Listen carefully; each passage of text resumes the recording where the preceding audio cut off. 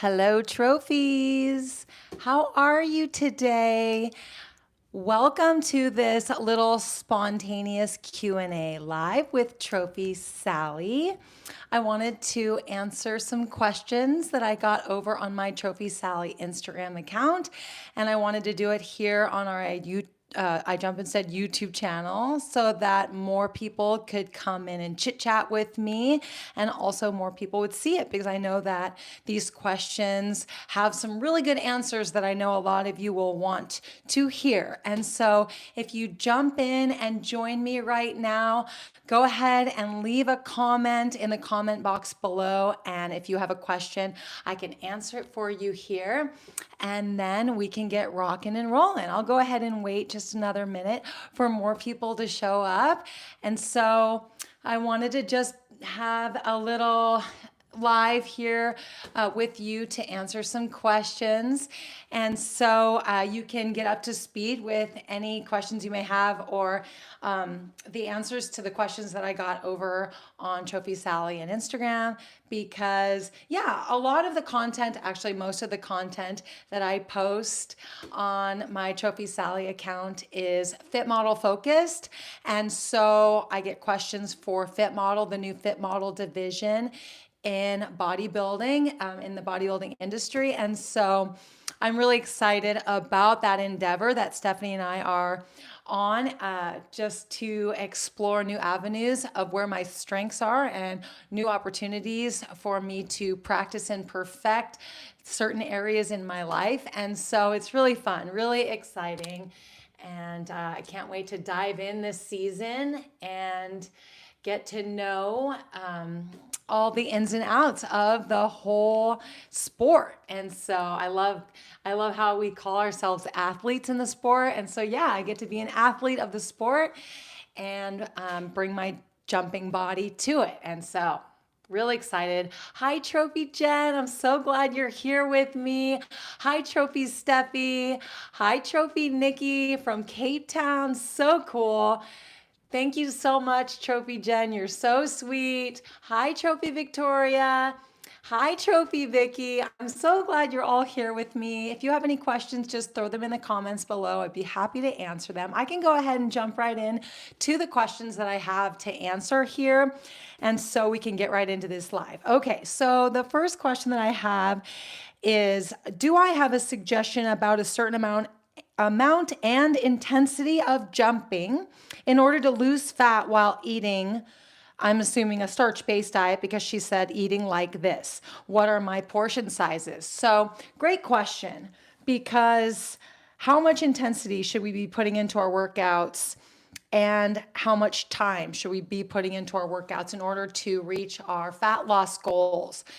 What my answer is here is that in order for us to bring intensity into our workouts, we really do have to bring a level of health into our workouts. And so we have to bring that state of health into our workouts. And we also have to understand how to recover properly.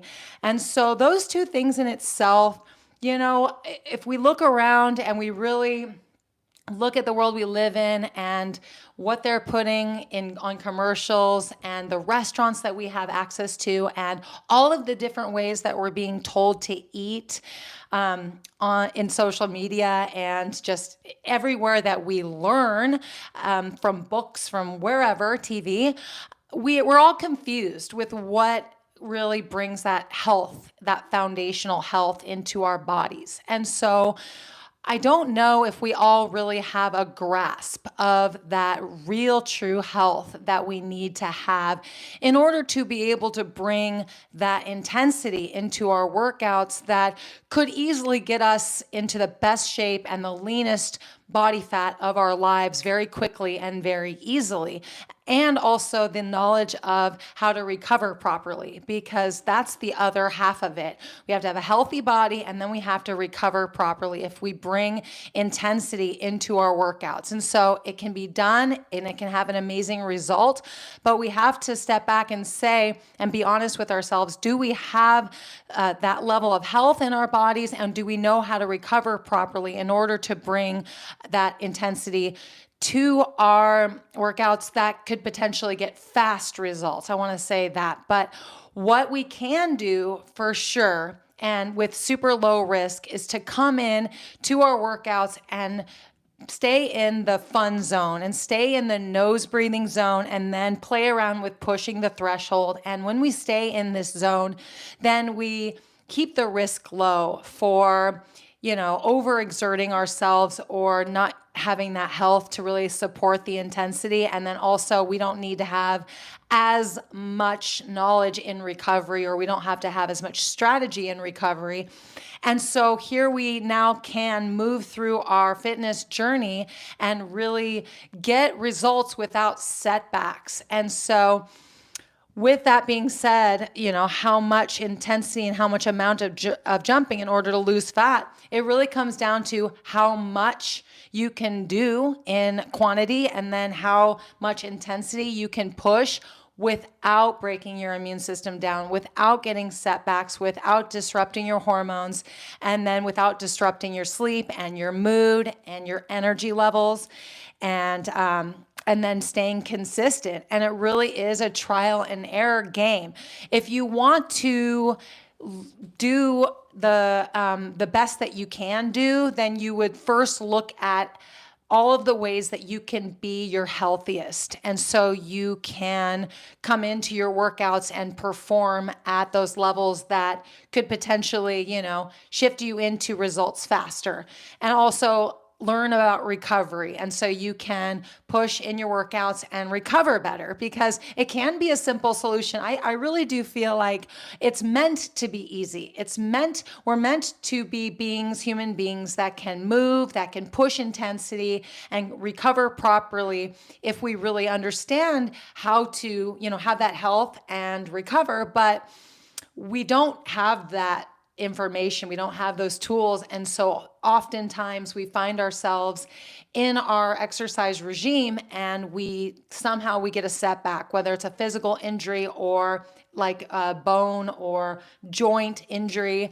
And then we also can experience, our immune system breaking down, and just sickness and illness that can come, or hormonal imbalances that can happen. And sometimes they don't happen right away, but they happen eventually. And then we're set back, and then we may not be any better off than where we started, going on this, chasing this trophy body and not doing it in the smartest way possible. So I guess my advice to you is trial and error and do your best. And if you really want to take it to the most elite level, then research how to be the healthiest that you can be and how to recover properly, and follow the people that you feel like have that knowledge that you can learn, from them, and ask them questions. And if we're the people that you want to follow and ask those questions, then do that. We're here to help in every way that we can. We really do feel like we have really good ways of approaching exercise in a healthy, safe way. And we have that foundational health, what we believe we have that foundational health from our diet. And we also have learned how to recover properly. And I've actually touched on this, Stephanie and I touched on this in the last Q&A live that we did here on this channel. So you can check that out. I didn't get into all the details about how to recover properly, but we do talk about our diet and how our diet really fuels our workouts. And then, of course, jumping instead is such a low impact, gentle exercise in a sense that it helps us to recover faster, just because we're pumping and stretching while we're strength training and bringing our heart rate up. And so all of that is helping us to recover faster. And so I hope that you have all that foundation of health within you, and you have some understanding of recovery, and then you just can go and push and see and trial and error and see how your body responds. I really hope that answered your question. Hi, Trophy Laura. Hi, Trophy Candace. Oh, I'm so happy you're here. Hi, Trophy Shelly. Trophy Nikki says, I've just started rebounding 3 weeks ago. How do you suggest to work the inner thighs?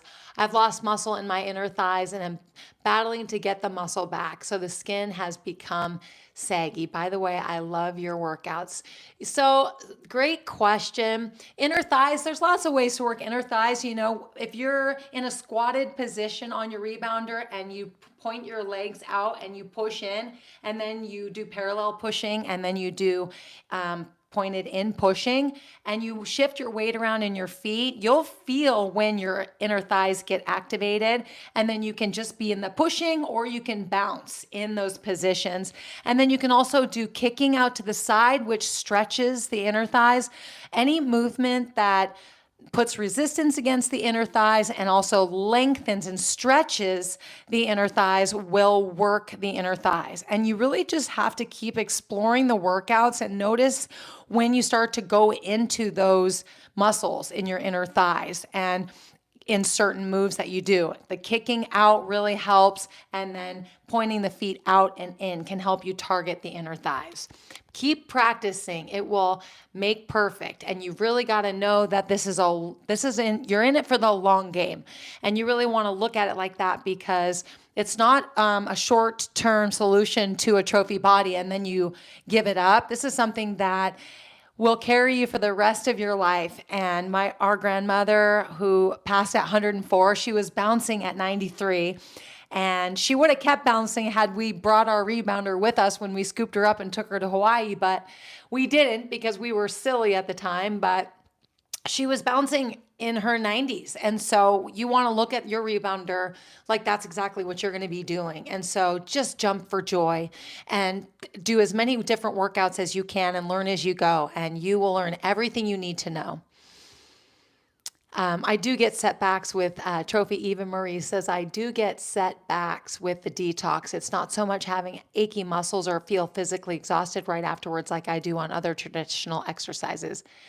So yeah, so interesting. So the rebounding is so cleansing for you that you actually feel setbacks just from the detox, but it's not about the physical exertion that you're experiencing because it's low impact and easy on your joints. I love that. But yeah, so rebounding is doing so many different things. It's stretching out stiff joints, it's cleaning out our lymphatic system, and it's working into all of our systems and testing everything and making sure that we are at our peak when we really want to start pushing, because it really works on everything. So, okay, let me answer another question. Changes in calorie intake for my recomp. This is for Fit Model. If I lowered my fat intake and how that has affected me. So up until we started our Fit Model journey, I have been eating starch-based with basically fat to taste. And the fat that I was really loving leading up to Fit Model was country crock, plant butter. And I know that plant butter isn't the best fat sources out there, but I've tried the other fat sources. I've tried avocados, I've tried nut butters, and I haven't really dabbled a lot in just straight oil like olive oil and such. But when I tried plant butter, I loved it so much that I just wanted it because it was easy world. And I noticed when I was eating it, I was having amazing digestion. When I would have avocado and nut butters, I don't know if it's because they were full of water and they were the avocado was considered fruit and the nut butter was really heavy in protein. I don't know why, but I was noticing that I wasn't having the best digestion with those. So long story short, leading up to Fit Model, I was basically having all plant-based or starch-based with the addition of plant butter. And I noticed that I got down to a very low, healthy, happy weight and maintained it pretty easily. But I was still, going out to restaurants and I was still consuming calories in the form of refined sugars and even alcohol. And so I wasn't necessarily tuning into my best health, and I still was getting amazing results. When Fit Model happened, I dialed in even more with what I was eating and the ingredients that I were eating. And so I gave up the country crock. And because I still was believing that avocado and nut butters were not as easy to digest, I just went mostly like non-fat to very, very low fat for a good solid like 4 weeks. And my body fat dropped down 4 or 5 pounds, which is exactly what I wanted. And so I got what I wanted. But after those 4 weeks, I noticed that my hormones were basically saying, add your fats back in because you've pushed the limit now with no fat and you need to bring fats back in. So I did. And I actually brought them back in the form of nut butter. And notice my digestion was just fine, but I had to keep it minimal. So I just spread it lightly. And then for 5 weeks, 6 weeks or so, I plateaued at my weight and maintained it, which was really good. And now I'm actually entering into a new phase of reducing the fats again. And so I think the bigger picture here that I'm trying to share with you is that when it comes to fats and a starch-based diet, I think that we can either play around with having periods of time where we drop the fat, but we really need to be honest with ourselves and how our bodies respond. And so we don't push it past the point of, having a negative impact on our health. And so we can do this intuitively, or we can do this by syncing up with our cycles and actually reducing fat at certain times of the month and increasing fats at certain times of the month, which was just a recent thought that came to my mind because I hadn't yet implemented that. I haven't yet implemented that, where I could potentially reduce fats I'm thinking in the follicular and ovulation phase, and then increase fats in the luteal and menstruation phase. And then I can reduce and then increase just like that every month to month, and see if that really keeps my hormones balanced, as well as helping me to drop body fat if that's my goal. Once I lose all the body fat that I need, then maybe I can stabilize and keep fats in my diet year or month round, so that I don't keep dropping fat or dropping body fat. So that's, I think, a smarter way than doing it intuitively, but intuitively it can also work, and when it comes to bodybuilding, sometimes we can't work perfectly with our cycles, which ends up putting our health second. And so I don't even want to recommend that or say that I'm going to do that, but I'm noticing that it can be tough to work around the cycle when there are certain shows that we want to jump into that don't align with the cycle. So in order for me to be perfectly in tune with my cycle, I would have to plan out my shows according to my cycle. And it just doesn't work that way, because the shows that are local here are when they are. And if my cycle doesn't sync up with them, I would never be able to compete unless I traveled farther away to shows that were farther away that synced up with my cycle, if that makes sense. But my goal is to get to a point where I'm no longer needing to strategize and reduce fats too much. And so I can just keep a balance through the month, and then intuitively notice if I'm just craving more or less fats through the month, but my weight is stable right around stage weight. That's the goal, to be around 3 pounds around stage weight. And so I hope that answered your question about the recomp, lowering the fat, and how it's affected me when I needed to increase fats back into my diet after the 4 weeks of low fat. And then my hormones were talking to me.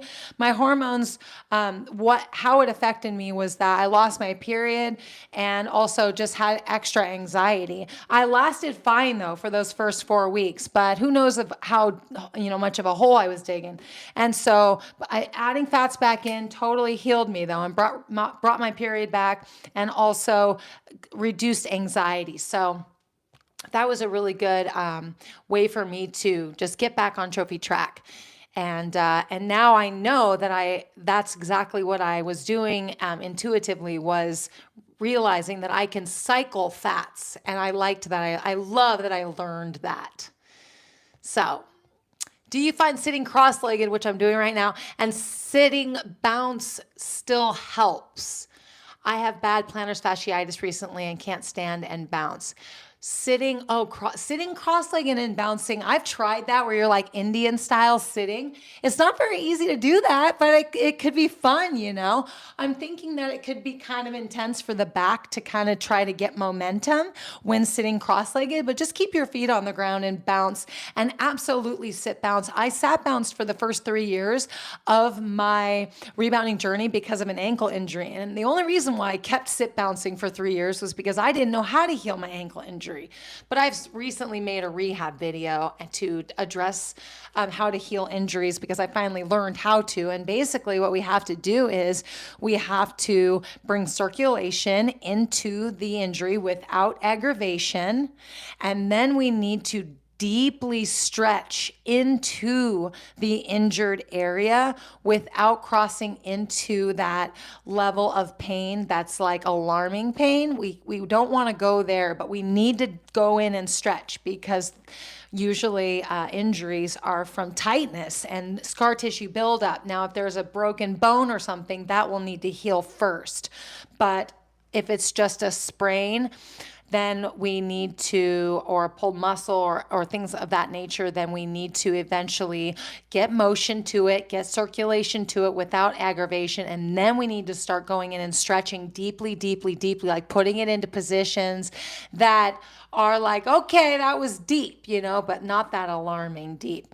And so sit bounce, as long as your back is feeling good too, because sit bouncing brings your back right down to the top of the resistance mat. So you want to make sure that you don't overdo it. It's very intense on the back.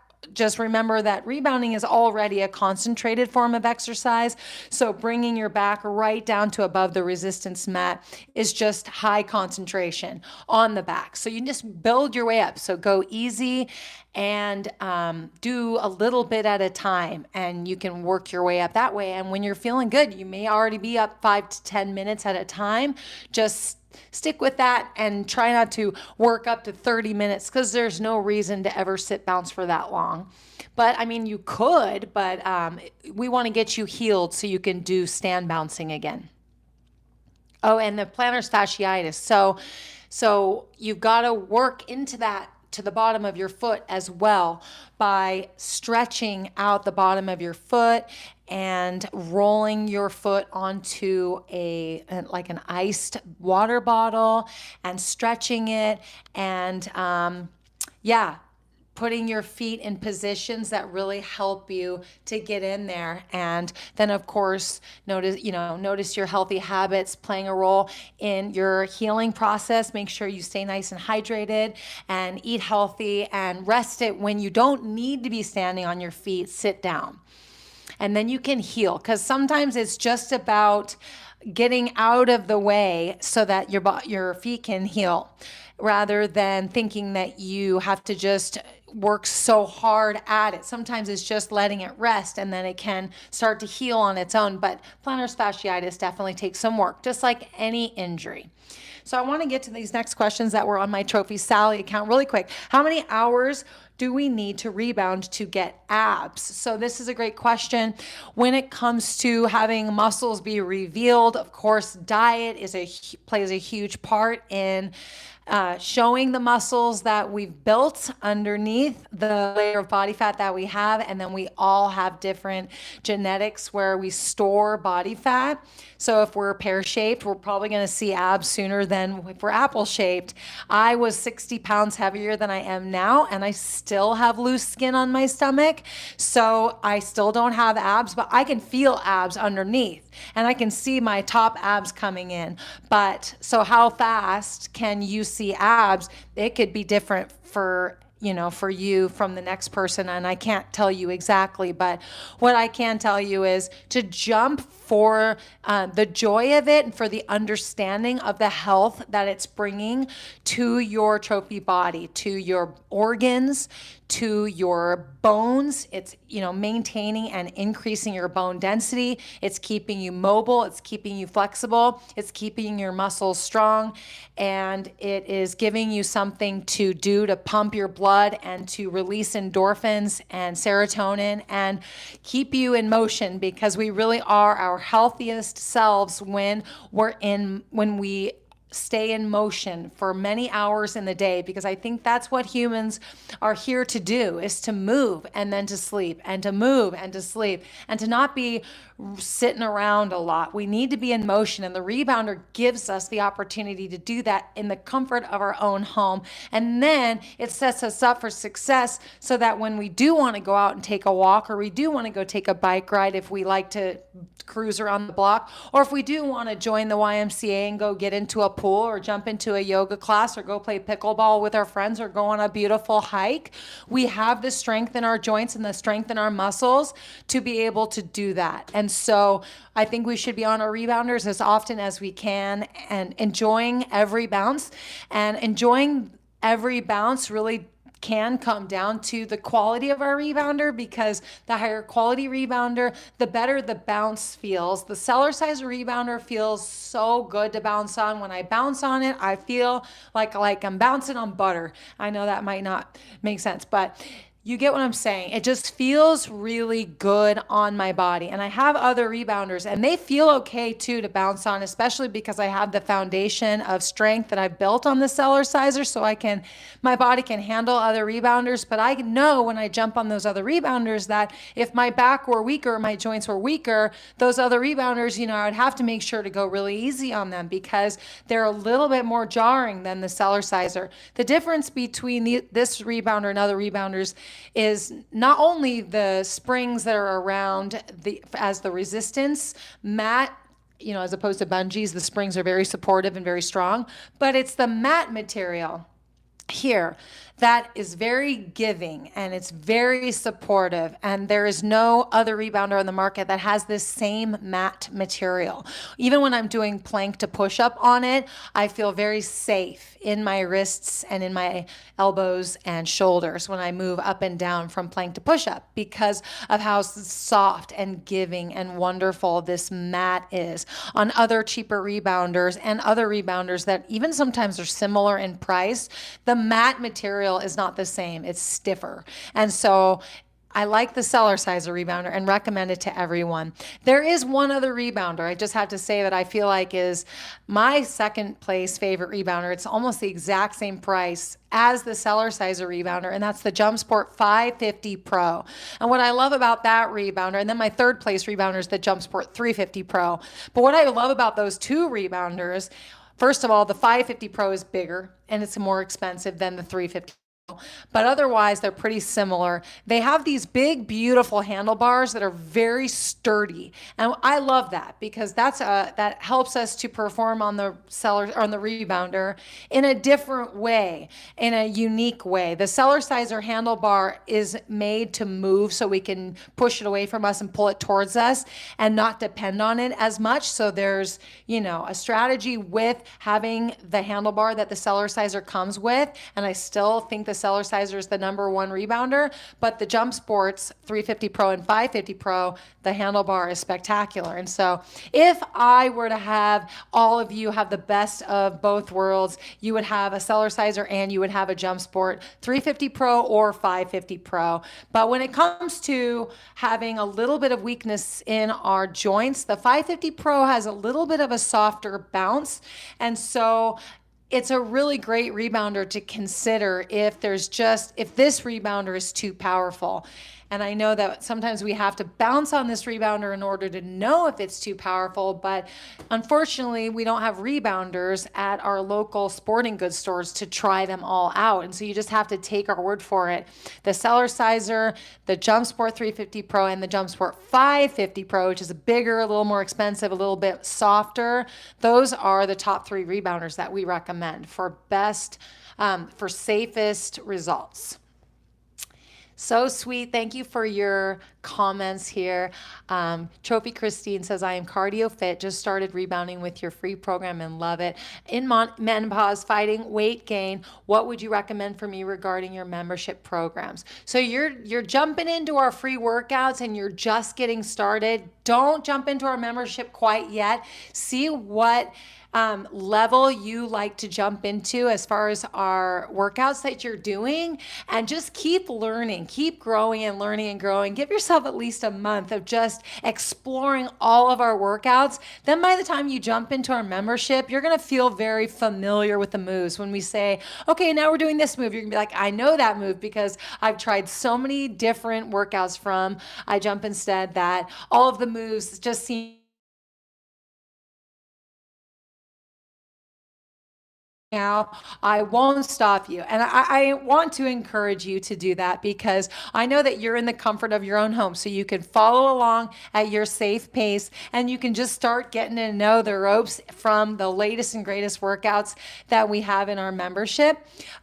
It's up to you at this point because the membership's only $24.99 a month, and that's just the best deal online. We're giving you 5 to 6 workouts every single week, brand new, and the workouts are getting more and more dialed in by the week. And we're just having so much fun in those classes. And so if you want to jump into those workouts, you absolutely can, or see you in a month after you really dive in and learn some more of the ropes and really get to know your rebounder, and then jump into our membership. It's always going to be there waiting for you, and those classes are so much fun. They're so dialed in. Okay. Loving my membership. Trophy Leslie says, can't always keep up yet. Started with the free workouts, yet knew it was for me. So there you go. Trophy Leslie, thank you so much for saying that. So, that's exactly what it is you want to be in those classes, you can be in those classes, and then you can just take a step back in your intensity if intensity gets too high, and just go at your trophy pace, your own perfect flow where you're in your nose breathing zone. Because again, it's about the health that you're bringing in, or the fitness that you're bringing in, and also knowing how to properly recover in order for you to keep on track without any setbacks. So I hope that answers your question, and I hope to see you in our membership very soon. Okay, what has been the most eye-opening part of this fit model journey for you? That's such a great question. What it has been is realizing that, okay, posing, right? So showing my trophy body on the stage is all about posing. And it's not just about going up there and feeling beautiful. It's going up there and knowing what looks good on me in every pose. And I'm going to tell you what. There are certain poses that I'm learning now where I have to bend my knees, point my knees out, lift my chest up, stick my lats out, pull my shoulders forward, pull my chin down a little bit, lean back, and I literally feel so silly. I don't feel silly. I feel like I'm so crooked, right? I literally feel like a stick pointing in every which way direction. And then when I look back at the footage, I'm like, wow. I look aligned and I look normal. That has been the most eye-opening part of this fit model journey for me. Many of the poses that I'm doing, I'm like, when I over-exaggerate sticking out my booty, because that's what we have to do. We literally have to bend at the low back and stick the booty out. When I do that to the point where I'm like, this just must look ridiculous, and I look back at it and I'm like, oh my gosh, it actually looks totally normal. And so now I'm going, this is going to be able to carry into the rest of my life, where I'll be able to, pose for a photo, or, be walking around on the beach and just put myself in a little bit of a pose or a position where people are going to look at me and go, she looks, like she knows how to walk. Like she's got a nice poise and a model walk to her. Yeah, that's because I'm sticking my booty out, I'm pulling up my chest, and I'm doing all these things to make myself look right, even though I don't feel right. But I think that with practice, I'll start to feel more right. But before, I really lived my life in this way where I have to feel the most comfortable. And have I always looked the best in pictures and been the most confident with how it looks on camera? No. Now I'm learning, I have to feel crooked in order to look straight. It's crazy. Okay, well, how much jumping am I doing in a day? How much jumping am I doing in a day? So I'm wanting to do 1 to 2 hours, 4 to 5 days a week. That would be ideal, because that's how much time I want to put into practicing and filming my workouts for our membership. But sometimes it's more than that. I don't want to say it's less than that, but sometimes it's more than that because lately we've been having internet issues. And so I'm going in and filming my workouts in the live tab on our YouTube channel, and I'm unlisting them. And for some reason, there's audio issues and internet issues, and I'm finding myself filming for sometimes up to 3 hours in a day. So is that ideal for me? No. Do I have to recover properly? 100%. Have I recovered properly since, or, through this whole entire journey? I haven't gotten sick yet. And I don't see myself getting sick because I really do know how to recover. But I do feel like I have pushed myself to the point where I've just been pretty exhausted. And it doesn't feel good to be exhausted. And so, okay, so that was enough about me. How much jumping am I doing in a day? But maybe the question, I think, is trying to ask me, how much jumping should I be doing in a day in order to get great results? And when I think about it, it just depends on what results you're after. Are you after looking like a fitness, athlete? You want to look like you're an athlete? Do you want to look like you're in great shape?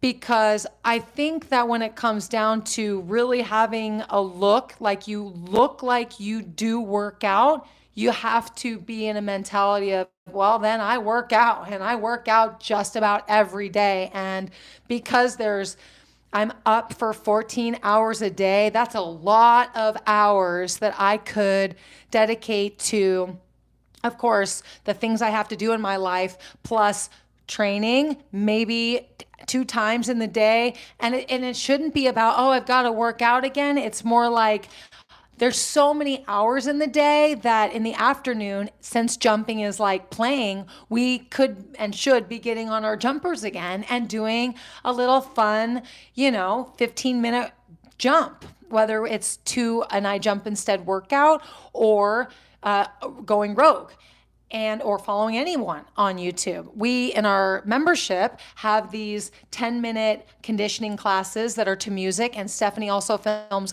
50-minute conditioning workouts to music. And those are super fun because they're more dancey, flowy. And then we give you 4 workouts for the week. 2 of them are 20 minutes and 2 of them are 35 minutes. So you can do those workouts in the first part of your day, and then in the afternoon, do a 10-minute dancing session or part of the 50-minute or even the full 50-minute jump. And notice that you have the energy to do that. And that's when you really start to see your body totally transform, because jumping, I'm here to lead by example, that I can jump up to from 1 to 3 hours, 5 to 6 days a week, and not get sick, not break my immune system down. Yes, get fatigued because it's too much. It's more than I need to be doing.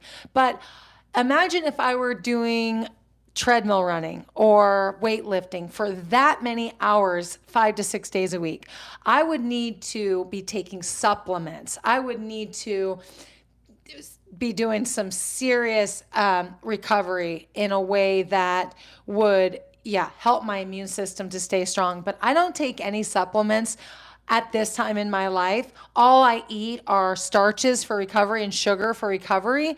And I jump, meaning, so it's keeping my lymphatic system pumped and strong, and it's not high impact on my body. And again, every bounce is recovering me as much as it's strengthening me. And so we can do more when we're jumping. Just because jumping does more for us if a 30-minute session is really like a 45-minute session, it doesn't mean that that's the only session we need in the day. We should and could look at and consider, because we're only doing 30 minutes. Remember, that's all you're doing. Maybe you can do another 15 in the afternoon, maybe another 5 in the afternoon. Dance parties or something Stephanie and I have talked about in the past. Seriously, play your favorite song and jump to that one song. Just the one song. See if it leads to 2, but don't push 2 if you don't want to do 2. And if you end up doing 2 or 3, you're going to go, I definitely didn't regret doing that. And that's when you just feel fitter and fitter and fitter by the day, by the week, by the month. And that is when you see your trophy abs pop out and you see your trophy body come to life. So jump more because it's so good for your body. So great question, Trophy Vicky. Do you think there is such a thing as overtraining? So, well, I'm jumping quite a bit now, and I, even though can get pretty tired in that evening, I still wake up and I'm ready to go for another 1 to 3 hour session, depending on how happy my internet is. The only way that it would become overtraining for our bodies is if our bodies were overreaching what our body can handle. And what our body can handle depends on our state of health and our state of body, of where we are at in our journey of life.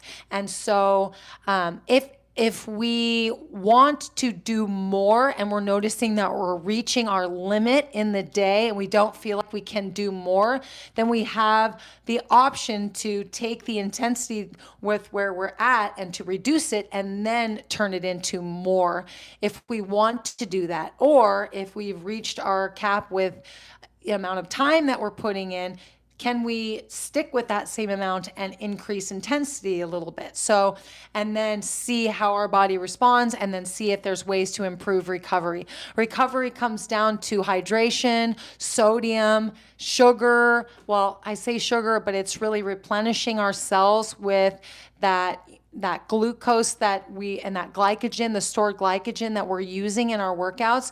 But I do know that, again, the confusion with what we should all be eating and then how far or how long we've been eating the way we've been eating. And when we try to change how we're eating, our body gets shocked and reacts negatively. So changing how we eat sometimes doesn't work. And so we really just have to keep doing what we're doing, keep going with our trophy flow. But what we can do is just start with those basics, which are really hydration and sleep and sodium, and to make sure that if we are exerting at high levels or for long periods of time, then we are, exerting or release, we're using sodium and we need to replenish that. A good liquid IV is a great idea.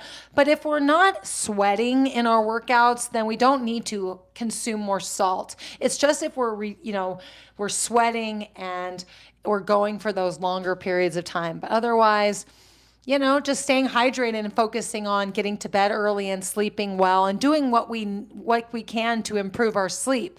All of us have to look at what could improve our sleep, So many things, so many different lives, the way we all are, where we're at with our lives, and so many different ways that we all can approach life. It's hard to know exactly person to person what we all need, but sometimes it just is easy to just start with the basics. Okay. How much water do you drink a day? So right now I'm drinking a gallon a day. And sometimes I'll have on top of that liquids in the form of liquid IV or tea, coffee, and sometimes Sprite or sweet drinks or juice. And so 1 liter of water plus extra liquid. Great questions. Thank you for doing these Q&As. Membership with you is the gift that keeps on giving. Thank you so much, Trophy Sarah. I'm so glad that you love the membership. Again, it's really all about $24.99 a month. Come on, meow. Okay, Trophy Nikki, your arms are extremely toned and muscular. Do you ever use weights in your jumping? Never. This machine right here, the Seller Sizer, accesses the most resistance against our muscles. And I started on this rebounder, and that is why I have built such amazing muscle. But also, my diet is so clean that I've been able to be extremely consistent on it as well. Because, now I've had quite the journey through my jumping journey because my diet hasn't always been dialed in. But because I've been jumping on the Seller Sizer, I really have built amazing muscle density. But when my diet really did come together, I was able to take my jumping to the next level and start to really put time into the membership workouts and practice them and film them when the internet was not, being my friend, and was still able to keep going day after day after day, which is what's been happening. And so, it's been wonderful to have all these muscles show up because of the Seller Sizer Rebounder. And I know that there are other rebounder instructors that also have great muscle, and they're not on the cellar sizer. And so we all can still get amazing muscle jumping instead on different rebounders. I only have the experience of building the foundation of my body on the cellar sizer, and I want more people to come in and show their results that they're getting on any rebounder that they jump on, because the cellar size rebounder hasn't existed as long as rebounding has been around, and people were getting amazing results on rebounders back in the 70s. And so jumping is jumping. We just need to make sure that our bodies can handle the jumping. We start slow and we work our way up. Okay, how tall am I was a question. I'm 5'7" and something and change. Did you ever have any appearance of cellulite? I did, and I still do. I have loose skin on my stomach that still has cellulite on it. And I have loose skin and cellulite on my inner thighs. I'm 40 years old as well. Not that that's an excuse, but sometimes I use it as an excuse, because when you're 40 compared to 20, that's just twice as much time as we've been on this earth against gravity. Now, ever since I started jumping, I've been reversing the aging process, because that's what jumping does and jumping is. Barbara O'Neill literally says that as soon as you stop jumping, you start dying, you start aging. And so we're all very lucky to have found jumping, because it's slowing down / reversing the aging process, our aging. We're defying gravity with every jump. We're lifting. And so we just need to keep jumping and trust in our jumpers, and know that today when we jump, we might not see all of our muscles lift, but our mood lifts, and that should be enough in itself to get on a rebounder every day and to stick with it, because we feel so good when we jump. And of course, we're in the comfort of our own home. Let's all just take a moment to acknowledge how easy world it is to wake up and to jump. No matter what we're wearing. My robe, I am wearing all the time, and I love jumping in my robe. And so we never have to go anywhere. Do you know how much time people spend just commuting to the gym? 15 minutes here and back, half an hour every day, 10 minutes even here and back. They don't go to the gym because of that 5 to 10 to 15 minute commute. We don't have any commute when we jump and sit at home. It's just spectacular. Do you do IFBB? IFBB is the pro league in bodybuilding, and I'm a brand new bodybuilder, haven't even competed in the NPC, and the NPC is the amateur level. And so, no, I'm not in the IFBB, I'm in the NPC as of right now. And I'm going to be competing in Masters as well as the Open division. And Masters is 35 up, and then 40 up, and then 45 up. It depends on which category you register for. The show we're doing in Vancouver on March 29th, the category for Masters is 40 and up. So we registered for that. And we also registered for Open, which means we are going to also compete against all ages. I think it's like over 18. I don't think you can compete if you are under a certain age, but maybe it's 21. But we're going to jump on stage twice that first show, so that we can get the experience of doing our little posing routine twice that day. And from there, we'll learn what we want to stick with moving forward. After that, we could continue to jump into the Masters category and the Open Fit Model category in every show, just so we can step on stage twice in each show. We feel like the first time we go out there, we'll like get the nerves out, and then the second time we'll feel a lot more confident. So we'll kind of be like a second chance. And we feel lucky to be able to do that, because oftentimes, I think about younger girls that only just compete in the Open. And when they do, they get their one shot. And if they don't hit it perfectly, they have to register for a whole other competition in order to get another shot. And then they have to go through the peak, and they have to go through all of the steps, the tanning, the makeup, the hair, to get on that stage and get another chance. But when you compete in the Masters level because you're of age, and you can also compete in open. You get to take 2 chances. You also can compete in novice and true novice if you're brand new. So you can always compete. I think you can do your twirl, I'm going to call it that, twice if you compete in those categories. But yeah, I think it's cool for us to take advantage of that. So what do you eat generally? I eat starch-based diet. I eat predominantly grains and potatoes and a little bit of beans and a little bit of plant fat. That's what I've been eating, but I will share with you, because you've all lasted until minute 50 just about, that moving forward right now at the 2 weeks out mark, I want to come in as conditioned as I can with as much water retention off of my body as possible. So I'm going to go on a little Mary's Mini 2 starch diet, which is going to consist of bread and frosted mini wheats. And the strategy with this is to have wheat, so wheat bread and wheat frosted mini wheats. So sticking with the same grain, which is a high protein grain. And then the bread will be the savory option for me. It has sodium in it, and I can put sweet on it. I can put jam on it. I can put cooked tomatoes on it. I can put anything I want on the bread. I'm trying to keep it as simple as possible, but I need to have a savory option for when I'm having a savory tooth, a salt tooth. And then I'm going to have frosted mini wheats for having a sweet option for my wheat. And frosted mini wheats are my absolute favorite. And so I'm going to keep my diet simple and just focus on a gallon of water a day minimum, and having those 2 simple starches and every day, seeing if I can, and then be as conditioned as I can be for stage. If I need to, if this helps me to reduce some body fat and I need to fill out a day or 2 before show, I may be strategic with adding in more sodium towards stage day to fill out a little bit and to firm up a little bit, because it will just fill me with water.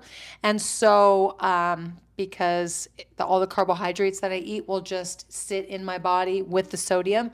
But we're just going to take it week by week or day by day and see what happens closer to show day, because I just want to bring as tight of a package as I possibly can. All right, trophies. We'll answer one more question and then I will sign off here. Thank you so much for your questions. I do see a couple more. Let's see. Did you get bloated and or gassy when you started the starch-based diet? That happened to me, so I'm hesitant to try it again. Also recovering from ACL reconstruction surgery. So you're in rehab. I hope your rehab goes well, and I hope that you can stretch into your knee as much as you can. Gently, nose breathing, and stretch into your knee in every which way possible. So if you're sitting cross-legged, or if you have your knee and your leg extended and you just need to lift up your heel and stretch into your knee very safely, and you can just figure out ways to stretch into your knee while you gently nose breathe. Don't ever close your throat. Just keep the breath moving. Stay relaxed. And then, keep it moving. Get it pumping if you have to hang it over the side of the rebounder, if that doesn't aggravate it. But make it a priority to stretch into your knee multiple times a day, especially if it's not aggravating your knee at all, so that you can heal super duper fast. And then when it comes to how your body responds to switching to a different diet, the starch-based diet in this case, we did have digestion issues when we switched over to eating high carb, but we weren't eating starches at first. We switched over to eating high fruit, and we were also pushing a really high calorie amount. And so when we switched to starches, we actually were coming from a whole different digestion, and so we didn't have bloat and issues. But ever since we dialed in to exactly what we wanted to be eating, and our calories came down to that normal amount, so they went from like 3,000 down to the 2,000 somethings. We both lost 25 pounds in a year, and our digestion was great. Our weight came down to a very, it was in the 140s. And then we did a little bit more fine tuning with our diet. We were able to get it down to 130. And that's when we really just plateaued and sat around 130 for quite some time. That was a very healthy set point for us. We're at about 120 now. And so, but I want to say that getting from 130 to 120 took time for us to really dial into what causes bloating and what doesn't cause bloating. And it often will come down to what we eat in the order we eat it throughout the day. And sometimes we'll be eating, starches throughout the day. And then in the afternoon, just throw in a banana, and that could totally just blow us up, with digestion issues, with gas. Sometimes if we have too many beans, that can cause bloating. Sometimes when we overconsume on a starch because we're believing, like potatoes, we're believing that potatoes are going to get us to lose the most body fat, but we're afraid to eat starch like bread, when bread would be simpler in our stomach versus a whole plate full of potatoes. It's like it really depends on how we approach the diet, and that's what can cause bloating. It just can be our belief systems that cause us to eat in a way that we wouldn't be eating normally if we were dialing into exactly how we really want to be eating, or we would see ourselves eating if we were to write it out on paper as how would it look to really eat normal on a starch-based diet. And if we follow those rules, we would actually have no bloating whatsoever. But we're eating in a way that we're believing is something, and it can cause bloating. So if that's true for you, then that could potentially help. But otherwise, it could be which starches you're choosing, and then at what time or in what order you're eating them. And one way that you could try eating the starch-based diet would be to actually slow down on eating fruit, just because fruit can sometimes disrupt digestion, and have a balance of hydrated starches and not so hydrated starches. So have a balance of potatoes with bread and with noodles and with cereal and with maybe porridge and with maybe burritos and with pastas and, and with rice and cooked grains that have some hydration. So I'm trying to list all the starches where you're balancing, not trying to overconsume hydrated starches, or just have all dry starches, but have a blend of the two, and see how your digestion goes from there. All right, trophies. We're getting to the hour mark, so I'm definitely going to jump off here. Yeah, plant recipes, great point, Trophy Abigail. Plant recipes, they've overwhelmed me in the past. I've definitely followed a lot of them and made a lot of recipes out of plant books, plant-based meal recipe books.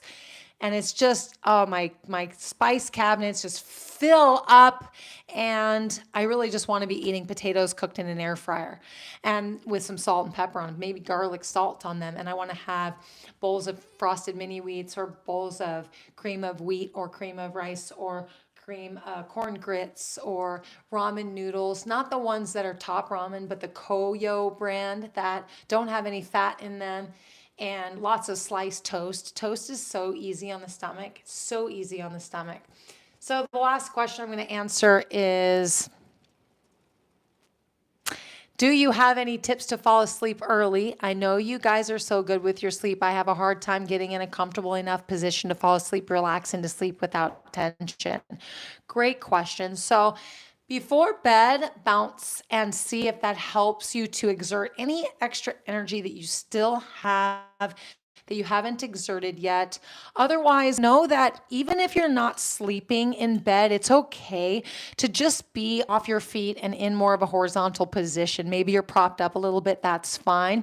Consider being in bed your recovery zone, your place of recovery. And then as far as sleep goes, sleep comes with the lifestyle that we live. How much are we exerting in the day? How much are we eating in the day? If I personally don't meet my fuel needs, then I don't fall asleep easily, and I may eventually fall asleep, but then I wake up pretty fatigued. And so I usually like to eat before I go to bed if I haven't fueled up for the day. Overeating can cause indigestion and upset stomach, or just, over digestion for taxing our bodies while we're sleeping, and that can cause sleep disruptions. And so, hormones can play a big role in how well we're sleeping. So back to the basics, making sure that we're hydrated, making sure that we get on our rebounders often throughout the day, and then turn off the TV at a good time of evening, get into bed, grab a book, get off the phone, and relax. And sometimes it's okay to lay in bed, turn the lights out. I like to cover my eyes and to just talk to myself in my head and really be kind to myself and just have a chat. And even if the chat lasts 45 minutes to an hour, it's better than me watching TV or reading. Reading is fine too. I totally support reading, but maybe reading things online. That's where we go wrong.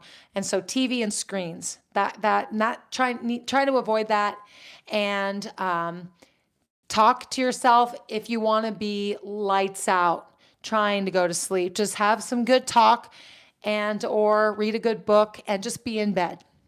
I like to go to bed at around 9 and be in bed even sometimes before that. And then I learn through the day, if I exert enough and I eat enough, then I get tired at the right time of night and I fall asleep. And so I hope that helps you too.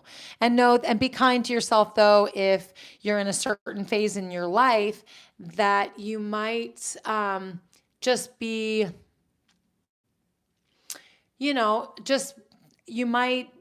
your hormones are doing their thing. And so you just need to be easy with yourself, because this too shall pass, and eventually you'll be in a different phase where you'll be able to fall asleep easier. I mean, there's, for us, actually A&W, I don't know if you are, I'm assuming you're a woman, but yeah. If we're all we all have these hormones that we are rolling with. And so if we're still in our cycle throughout the month, there might be times when we're sleeping better than others. And then if we're perimenopause, we might be having hormonal balancing happening or imbalancing happening that is disrupting our sleep. And then if we're in menopause, it's kind of like we're going through the storm. And then post-menopause, we're coming into it all settling again. And then after that, McDougall has said that we don't need as much sleep as we think. We don't need to be sleeping 8-9 hours a day, but even 6-7 hours a day is totally fine. So if you're getting 6-7 hours a day, you might say, I'm doing pretty good. I'm getting enough sleep. If you aren't falling asleep until 11 o'clock and you wake up at 6 and you feel refreshed, you wake up at 5 and you feel refreshed, then you don't have a problem. Don't think that you do. You only have a problem if you're waking up restless through the night and you're not feeling rested in the morning. And so acknowledge what is going right, even if you are falling asleep later. It's just a tool for adding in recovery. If we're really pushing exertion in the day, would be to get to bed earlier. And we can hope that we can reset our circadian rhythm or be in a healthy circadian rhythm. But at a certain point in our lives, sometimes we're just in the rhythm that we're in, and to overthink it or to say that we're not, as good as someone that might be more aligned with the circadian rhythm of the sun and, the moon, it's just stressing us out when there's no need to stress about it. So if you feel rested in the morning, you should be good to go. And if not, then start with the basics, exert a little bit more energy, or look at your food. And try that gentle bouncing before bed to release all tension. Okay, trophies, thank you for hanging out with me. I know that this was fun and spontaneous. I hope you learned a lot. I hope you loved it. And if you have any more questions, leave them in the comments below, and we will do more Q&As very soon, okay? Take care. Lots of love. Happy and healthy jumping to you all. See you very soon. Bye-bye.